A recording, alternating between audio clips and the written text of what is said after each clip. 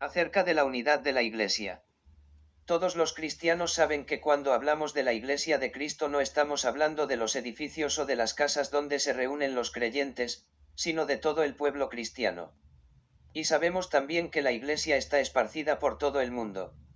De manera que cuando un cierto número de creyentes se reúnen en un lugar específico, no se dice que allí está reunida toda la Iglesia de Cristo sino solo una pequeña porción de ella.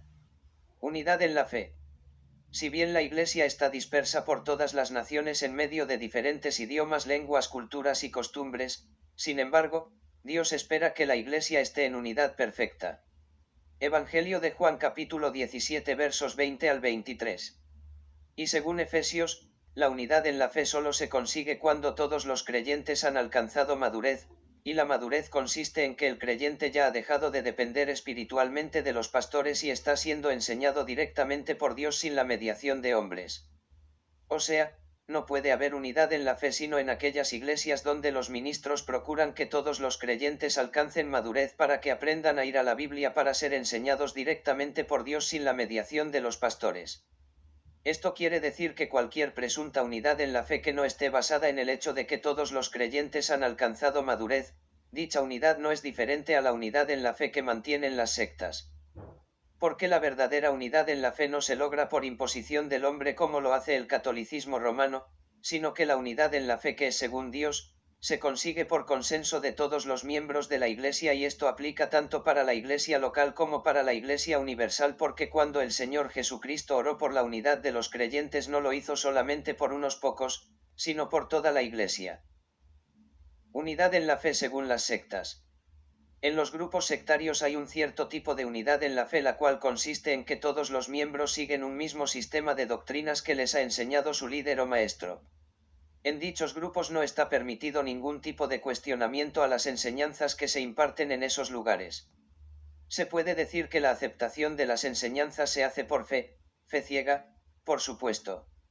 Es decir, en esos lugares, el creyente acepta todo lo que allí se enseña, no por un examen previo que él mismo haya hecho estudiando la Biblia, sino porque cree y acepta la interpretación de la Biblia que le transmitió la secta.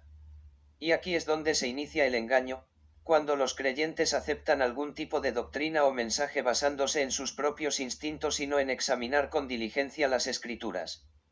Lamentablemente tengo que decir que todas estas cosas que se dicen aquí acerca de las sectas aplican también para todas las iglesias y los grupos cristianos de este tiempo. La interpretación de la Biblia y las sectas. Todos sabemos que las doctrinas son determinadas por la interpretación de la Biblia. Es decir, toda doctrina depende del sistema de interpretación que se aplique al momento de estudiar los pasajes de la Biblia que están relacionados con el tema respecto del cual trata la doctrina. De manera que una doctrina herética solo se le puede enseñar a aquellos creyentes que voluntariamente han aceptado que otros les interpreten la Biblia. Pero la palabra de Dios enseña que la interpretación de las Escrituras no es privada.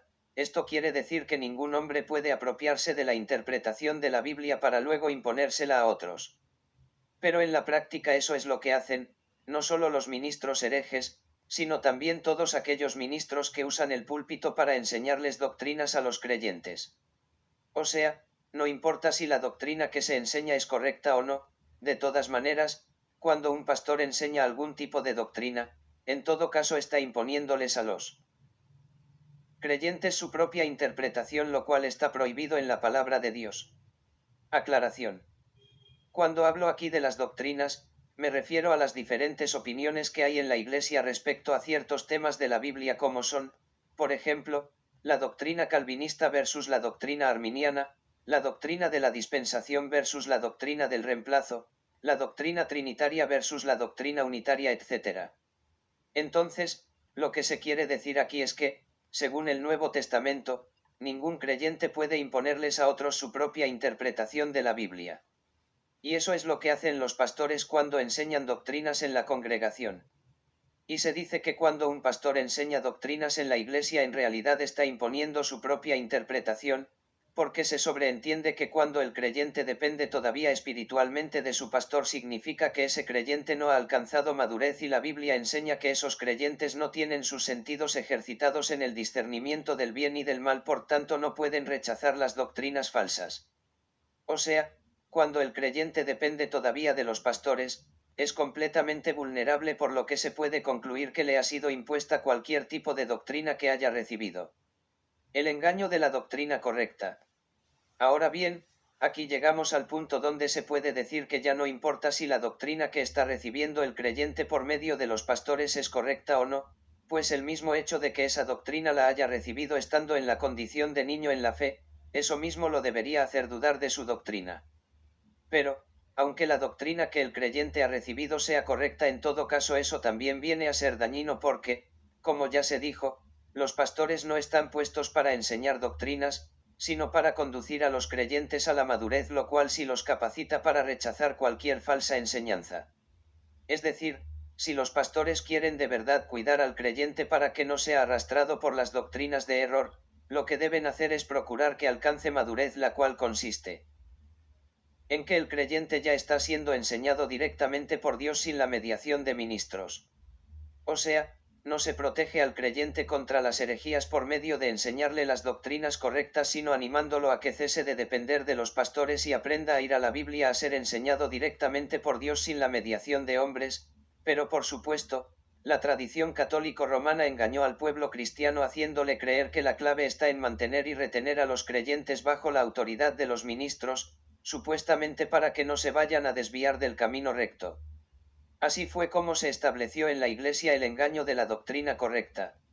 O sea, el enemigo engañó a los cristianos cambiando la disyuntiva del asunto, porque mientras la Biblia enseña que el buen ministro es aquel que, cumpliendo lo que enseña Efesios acerca de la función de los ministros, hace que el creyente alcance madurez para que ya no dependa más de su ministerio, dejando así de ser niño fluctuante llevado por todo viento de doctrina, en tanto que el mal ministro es aquel que se enseñorea de los creyentes. O sea, la disyuntiva no es si la enseñanza del pastor es correcta o no, sino si el ministro está conduciendo a los creyentes a la madurez o no lo está haciendo. Pues a la luz de todo el Nuevo Testamento podemos ver que el buen ministro es aquel que está sobreedificando en la vida de los creyentes con oro, plata y piedras preciosas. Este es el que conduce a los creyentes a la madurez para que dejen de depender de su ministerio y aprendan a ser enseñados directamente por Dios. Pero el ministro que pretende que los creyentes se queden toda la vida dependiendo de su ministerio, este es el que está sobreedificando en la vida espiritual de ellos con madera. Eno Hojarasca. Resumen. Según el Nuevo Testamento, el buen ministro no es aquel que solo enseña cosas correctas, sino aquel que procura que todos los creyentes alcancen madurez para que aprendan a ser enseñados directamente por Dios sin la mediación de ministros.